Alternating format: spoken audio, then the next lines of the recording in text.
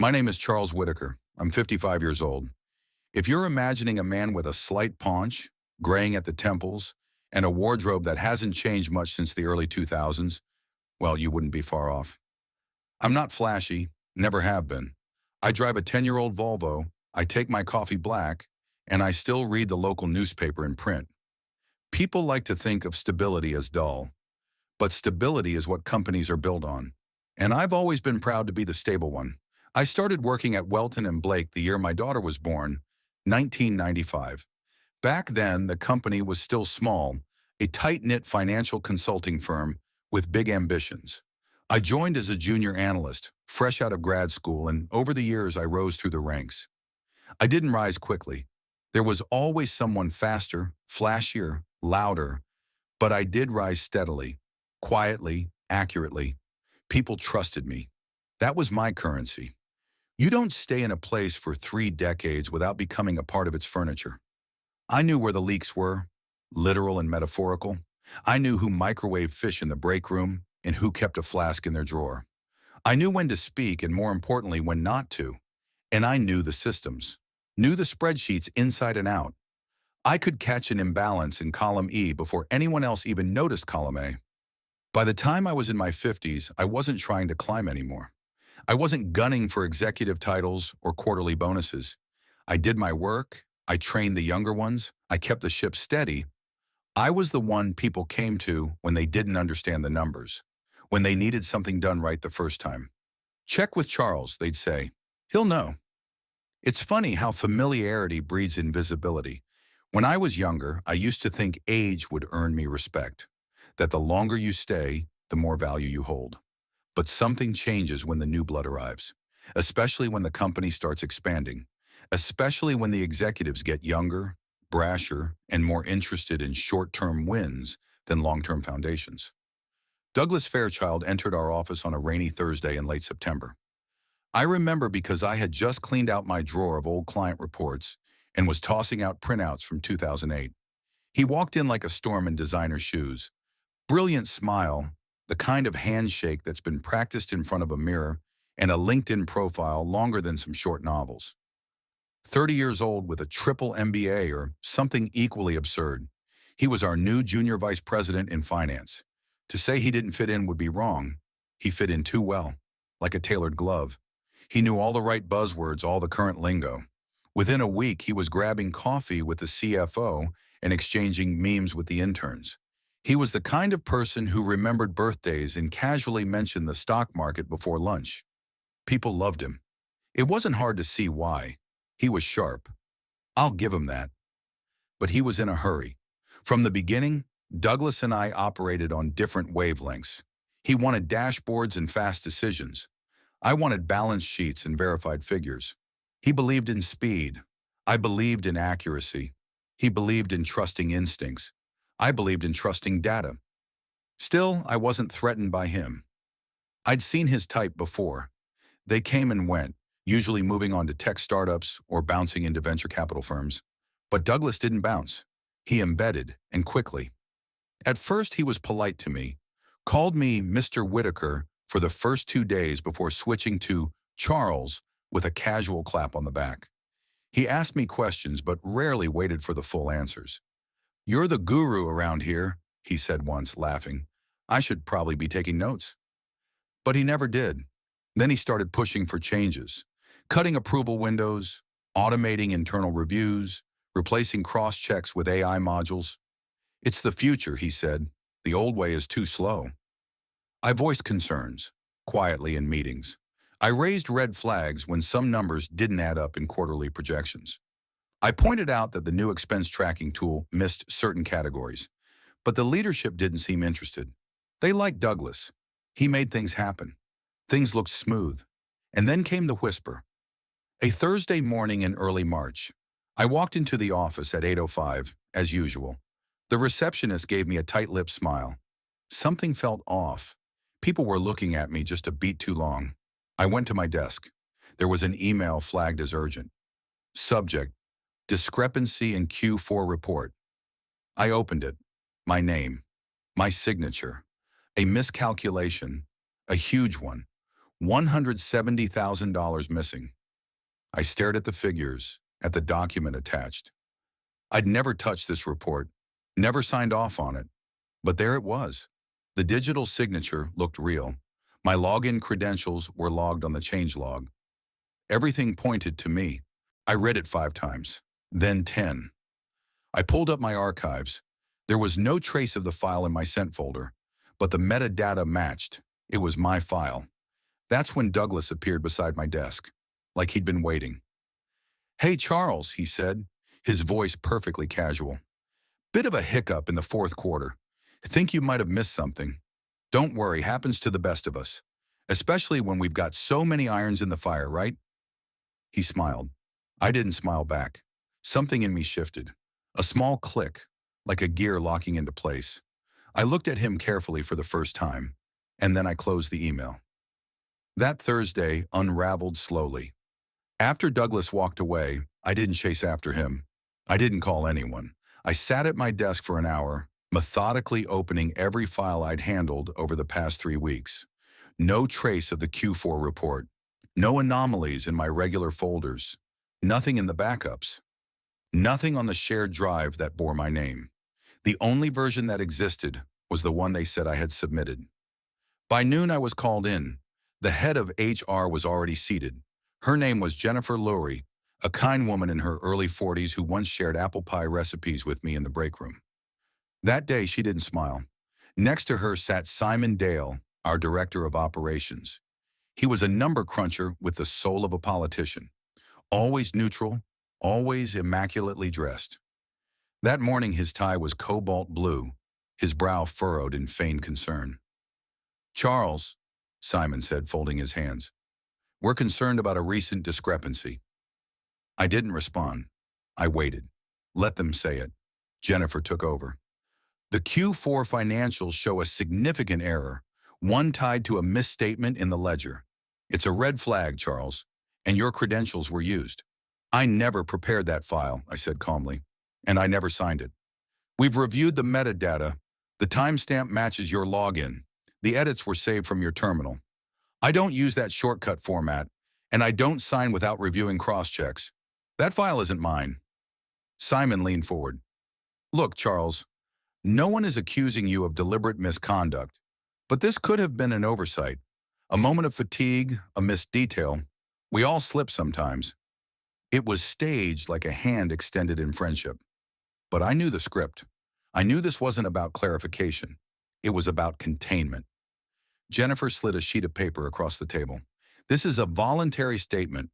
If you acknowledge the error as an unintentional misjudgment, we can keep this from escalating." Escalating to what? But I didn't ask, because I understood. The company wanted to move on. There was too much riding on Q4, too many investors waiting. A scandal would damage the brand. They didn't want to fight. They wanted a name to pin on the mistake. Quietly, cleanly. And Douglas, he had already offered a name. "He said I made a mistake," I asked, even though I already knew the answer. Jennifer's eyes dropped. Simon didn't flinch. "He brought it to our attention early this morning," Simon said, with concern.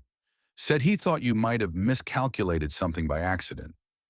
There it was, the dagger with a silk handle. I stared at the paper. I didn't move, didn't blink. 30 years. 30 years of service, of loyalty, of catching other people's errors. And now this. But I didn't argue. I didn't shout. I didn't even defend myself. I signed the paper. Jennifer hesitated before taking it back. She looked at me as if unsure whether I understood what I had just done. I understood perfectly. I packed my things slowly, not because I had much, just a framed photo of my daughter, a coffee mug that said "Spreadsheet Whisperer," and a small wooden paperweight carved like an owl, a gift from a client's daughter in 2003. Everything fit in a single cardboard box. Most of the office avoided eye contact. Some nodded awkwardly. A few whispered behind cubicle walls. No one said anything out loud. Silence spreads fast when people are afraid to look down and see the ground cracking beneath their own feet. Douglas stood in the hallway as I walked out. Not by chance. He was waiting. "Charles," he said, his expression rehearsed. "Tough break. I hope there's no hard feelings. I always respected your work. I looked at him, at the crisp collar, the polished shoes, the smile that didn't reach his eyes. I'm sure you did, I said. Then I walked past him without turning back. I took the weekend to be angry, not outwardly, not in a way you could see, but quietly, the way someone like me always does. I walked for hours in the local park. I sat at the kitchen table and made lists I never finished. I listened to my daughter tell me I was better off and nodded, even though I didn't feel it. Monday morning I shaved, made coffee, and opened a fresh notebook. I titled the first page, What I Know, and I began to write. After 30 years, I didn't know how to be unemployed.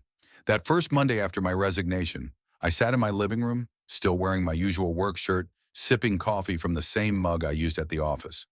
The silence was heavy, not peaceful, not liberating, just unfamiliar. No incoming emails, no spreadsheet errors to catch. No one asking for help with a client breakdown. I wasn't bitter, at least not in the way people often mean it. I wasn't dreaming of shouting matches or courtroom drama. No, my kind of bitterness ran deeper. It was a slow, cold thing, an ache that settled just beneath the ribs. It wasn't about the money, it was about the insult. I had always prided myself on care.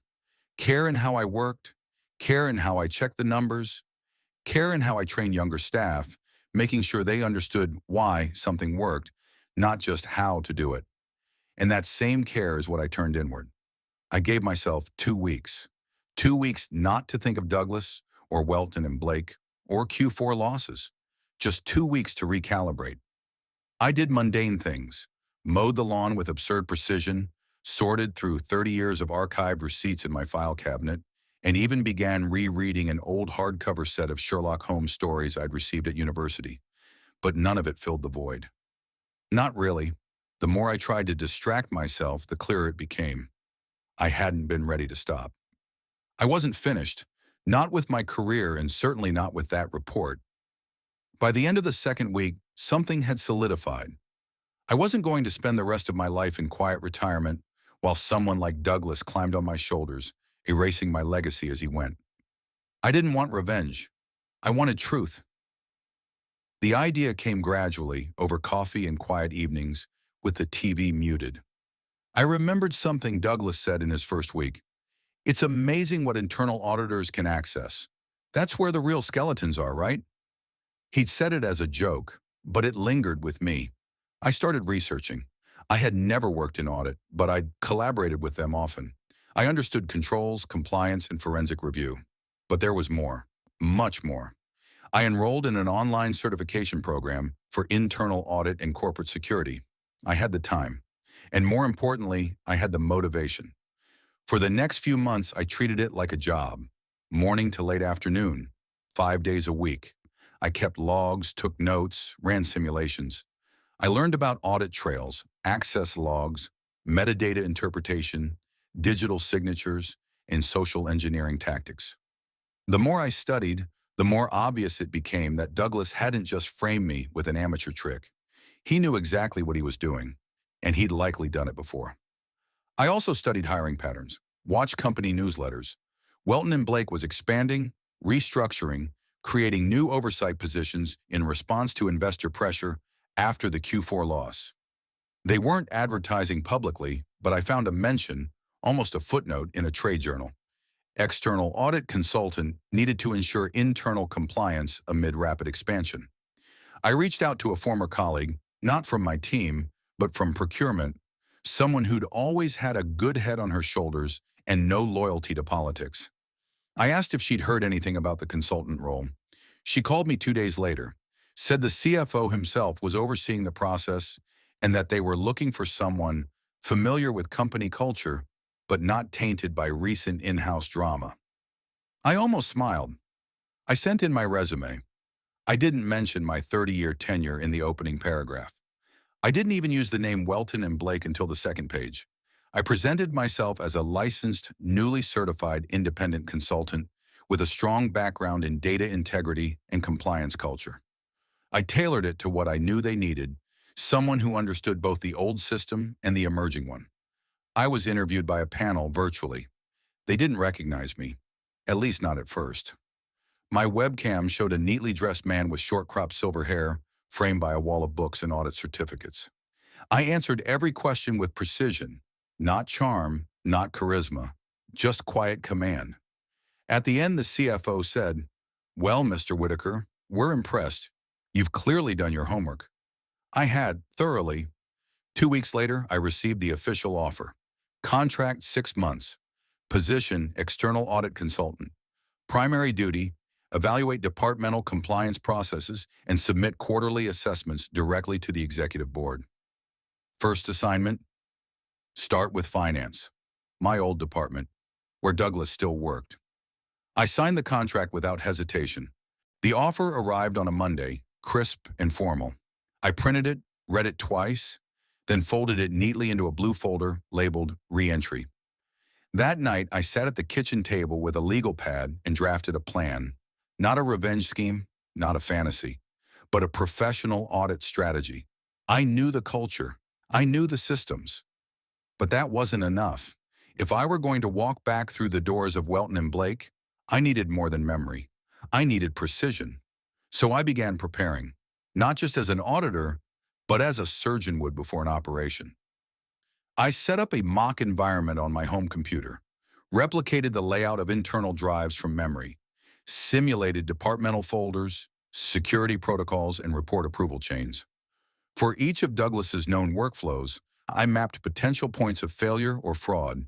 He had been fast, yes, but fast leaves trails, if you know where to look. I brushed up on current audit software, ACL Analytics, IDEA, even the newer forensic dashboards. Every night I ran case simulations. I created fake spreadsheets mimicking missing funds and practiced tracing them using indirect metadata paths. I practiced cold interviews, learning how to ask without accusing, how to confirm a lie without saying the word. I trained like a man going back to sea after decades on land. But it wasn't all technical. There was a psychological layer too. I had to prepare to face the same people who'd let me go with quiet nods and awkward silences. I had to prepare to see the office that once felt like home, now from the outside. And I had to prepare for Douglas, not as a rival, not as a betrayer, but as a subject of audit. I spent hours reviewing behavioral patterns. Douglas liked shortcuts, liked to delegate, but only where it wouldn't cost him credit. He rarely handled tedious financial reviews himself. He'd charm a junior associate into doing the grind, then finesse the final document. But in that finesse, he exposed himself. Things like mismatched metadata timestamps, inconsistent signature formats, and editing anomalies. These things accumulate, and they don't go away. The week before my return, I visited a tailor. Got 2 new suits, gray and navy. Nothing flashy, just clean. I polished my shoes, got a fresh haircut, subtle changes. Enough to feel like the man I had become, not the one who had left. I updated my credentials, printed my license documentation, and prepped a new email signature. Charles Whitaker, External Compliance Consultant. The last thing I did was revisit the folder that started it all, the Q4 report. I had saved a screenshot of it the day I left. Metadata, change history, inversion trail. I hadn't touched it since. But now I looked at it not as a victim, but as an examiner. I dissected it line by line. There were details I'd missed in the heat of humiliation. A discrepancy in the naming convention, a row adjustment that occurred 0.2 seconds before the document was saved, a line of syntax he'd copied from a training example we'd once reviewed in a team session. It was his signature, not mine. He thought he'd buried it in plain sight, but now I knew what to look for. The night before I started, I slept poorly. Not from nerves, from readiness. Like an athlete the night before a long-awaited rematch. I laid out my suit, packed my satchel, and went over my plan one final time. I wasn't going in to settle scores. I was going in to observe, record, and report. That was the job now. And I would do it the same way I'd always done my work. Quietly, precisely, completely. Tuesday morning, 8 a.m. I walked through the glass doors of Welton and Blake, greeted by a receptionist who didn't recognize me. I wore my new badge clipped to my lapel. "Mr. Whitaker, correct?" she said, checking her monitor. "You'll be starting in finance." "Perfect," I replied. As I waited for the elevator, I glanced at the wall of framed photos. Executives past and present. Douglas's face was not there. Not yet, but he was waiting upstairs, and I was ready. The elevator doors opened with a quiet chime on the 12th floor. My old floor. The carpeting hadn't changed. Still that muted industrial gray with a faint pattern no one could name. I stepped out, the weight of the badge on my chest, a strange, steady reminder. I didn't belong to this place anymore. Not in the way I used to. This time I wasn't staff, I was oversight. The reception area in front of the finance wing was nearly empty, save for a potted ficus and a young assistant chewing on a pen. She looked up as I approached.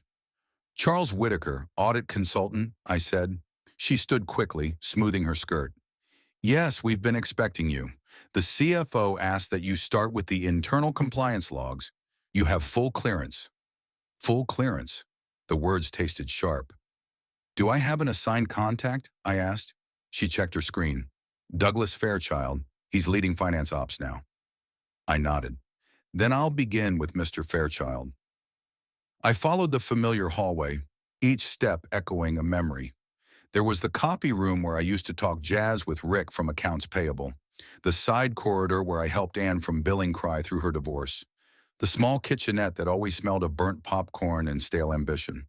Everything looked the same, but everything had changed. I reached the open floor space where our team had once sat, modular desks, humming screens, soft whispers of keys, and then I saw him. Douglas. He was standing beside a junior associate, gesturing at a graph on a monitor. Still trim, still wearing the kind of suit that announced itself. He hadn't seen me yet, but others had. Faces turned subtly, voices dropped. I walked calmly, my pace deliberate. Then his gaze found mine. For a second, he didn't move. Recognition flickered behind his practiced expression. His mouth opened, then closed. He recovered quickly, stepping forward with a smile so polished it could have passed inspection. Well, Charles." He extended a hand. I shook it briefly. "Mr. Fairchild." His grip was firm, overly so. "I didn't expect you to be our consultant, but what a surprise. Welcome back." I offered a thin smile. "Let's get started." The CFO had indeed given me full clearance. By 10 a.m., I was seated in an isolated glass-walled office just off the floor, a temporary workspace for external guests. It had a borrowed desk, an ergonomic chair, and 2 monitors connected to the internal audit portal. I logged in. Douglas came in shortly after, placing a neatly labeled folder on the desk. "Everything you need for Finance Q1 is in here," he said. "Reports, review chains, transaction approvals. I made sure access logs are current." "Appreciated," I said. He lingered. "Look, Charles, I know there were tensions before. I hope this doesn't feel awkward." I looked at him, calmly. "This is just work." He gave a short laugh. "Right, of course. Well, if you need anything, I'm around." I nodded once. He left. I didn't open the folder right away. Instead, I accessed the audit logs going back 6 months. Douglas's name came up 219 times.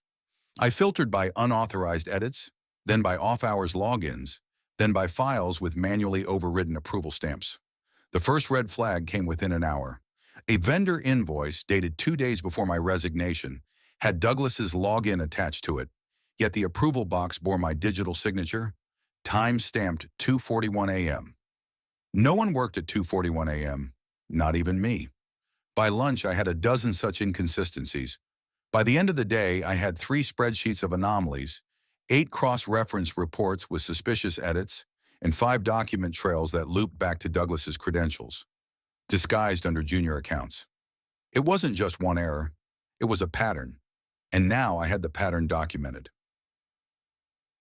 At 5:15 p.m., I packed up my laptop and locked the screen. I passed Douglas's desk on the way out. He looked up, mask still intact. "How's it going?" I paused. "Steady," I said. "Just getting reacquainted with the data. Nothing too strange, I hope?" I met his eyes. You'd be surprised what stands out when you know what not to ignore. His smile faltered, just a little. Enough. I left without another word. The next morning I arrived early, before most of the staff filed in, before the phone started ringing, before the smell of reheated coffee drifted from the kitchenette. The office was quiet, hollow, the kind of silence that lets you hear your own breath. I logged in, set my files in order, and began. The goal wasn't to make accusations. It was to assemble proof. The CFO had given me a 6-month contract, but I didn't intend to drag things out. I would work methodically as always, but I knew where the trail led. Now I just had to follow it, slowly enough to make it stick, carefully enough that no one could say I came in with a vendetta. And so I built the case. First, the audit trail. Every internal document at Welton and Blake passed through multiple digital checkpoints: version control, timestamp logs, user edits, approvals. Most employees didn't realize how many fingerprints a single file carried, but I did. I began charting inconsistencies, documents that appeared in shared folders before they were created, timestamps that didn't match employee login hours, reports edited seconds before being signed. Most employees made sloppy mistakes, but these weren't accidents. These were edits disguised as authorizations. Douglas's name appeared again and again, not directly, but through intermediaries. Accounts he'd overseen, juniors he'd mentored, files touched from his IP address at hours when he was allegedly out of office. I built a table. Each column marked a breach: date and time, document name, login credential, terminal IP, signature attached, editor on record, discrepancy. Each row told a story. Each cell chipped away at his defense. Second, the phantom users. During one review, I found a user profile named mfairchild /review. It wasn't in the standard employee registry. No photo, no department ID. But it had clearance, high clearance. This profile had been used to edit reports on multiple occasions and then disappeared 3 weeks after my departure. I traced the profile to a guest access point created for an intern who had left 3 months earlier.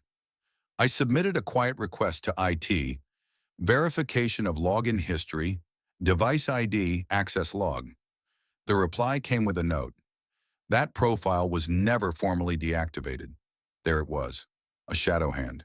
Created, used, then discarded. Third, the Q4 ghost. I returned to the Q4 file that ended my career. I dissected it again, line by line. This time I found something new. An embedded macro. Harmless enough on the surface, a simple Excel automation script, but hidden within was a redirect function designed to overwrite the audit log of the final editor. It created the illusion of continuity. The macro had inserted my digital signature using cache certificate data. I copied it. I ran a script to isolate its origin. The code matched another macro Douglas had submitted during a training presentation 6 months prior. Same syntax, same spacing, same digital signature comment block in the script header. That was the keystone. With each file, each finding, I built a dossier. I didn't label it Revenge. I called it Internal Pattern Anomaly Report number 3-041. No opinions, no emotion, just dates, actions, and digital trails. On Friday, I requested a meeting with the compliance director. I presented the report, 79 pages, plus digital backup. She read silently for 10 minutes, eyes narrowing. Then she looked at me. "You're certain?" I met her gaze. "I only report what I can prove. And this?" She tapped the folder. "You can prove it?" "Yes." She nodded once. "Leave this with me. I'll escalate it to the board." That afternoon, I received an invitation to a Monday morning review with the Executive Compliance Committee. No explanation, just a location. As I walked out of the office, Douglas passed me in the hallway. He gave me the same easy smile. "How's the audit, Charles?" "Almost complete," I said, and for the first time, I watched his smile falter. The boardroom was smaller than I remembered, perhaps because the chairs were larger now. Sleek, high-backed things designed to impress, or maybe it was the heavy blinds, drawn halfway shut, casting angular shadows across the conference table, like something out of a courtroom drama. The Executive Compliance Committee had gathered, 4 of them in total, 2 from legal, 1 from finance governance, and the chief operating officer herself. Jennifer Lowry from HR was there too, seated off to the side, not speaking. Her expression was unreadable. I walked in at exactly 9 a.m., a thick envelope in my hand. No one offered pleasantries. They didn't need to. This wasn't a welcome back meeting. This was an inquiry. Mr. Whitaker, the COO said, folding her hands, we've reviewed your submitted anomaly report. There are serious allegations, implications even. Today is about confirmation, evidence, and your professional assessment. I nodded once, calm, steady. I've brought the digital logs, audit trail verifications, and document origin hashes, I said, placing the envelope on the table. I've also included a clean analysis summary, matching falsified entries to individual credential pathways and metadata timestamps. I clicked open my prepared laptop. The presentation was simple. 8 slides, clean font. Each page outlined the structure of the fraud, how Douglas had used ghost accounts, repurposed intern credentials, and embedded macro scripts to bypass approval chains. Each entry cross-referenced with internal security logs and IT-provided login activity. The evidence wasn't dramatic. It was irrefutable. When I finished, the COO tapped her pen slowly against the table. "This is thorough," she said. The head of legal asked, "You're confident Mr. Fairchild authored the falsified Q4 document?" I answered without pause. Confident enough to testify. By Tuesday, Douglas was no longer at his desk. There was no announcement, no internal memo, just silence. A junior associate mentioned he had stepped down voluntarily. Another whispered he'd left for a consulting opportunity abroad. But those of us who knew, really knew, said nothing. On Wednesday, I received an amended offer, extension of contract, option to stay on as lead consultant for integrity assurance across all departments. I declined. 6 months was enough. My last day, I packed slowly, the same way I had once before, but this time I wasn't leaving under suspicion. I wasn't silent because I had no voice. I was silent because I had already spoken, in data, in proof, in systems designed not to lie.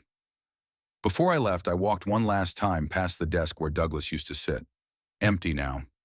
I placed a small item in the center, my old paperweight, the carved wooden owl I once took home in a box full of shame. Not as a trophy, but as a marker. Not everything fragile breaks. Not every quiet man forgets. I walked out of Welton and Blake at 4:02 p.m., exactly 6 months to the day after I'd walked out the first time. This time, the sun was shining, and I wasn't carrying anything but my coat,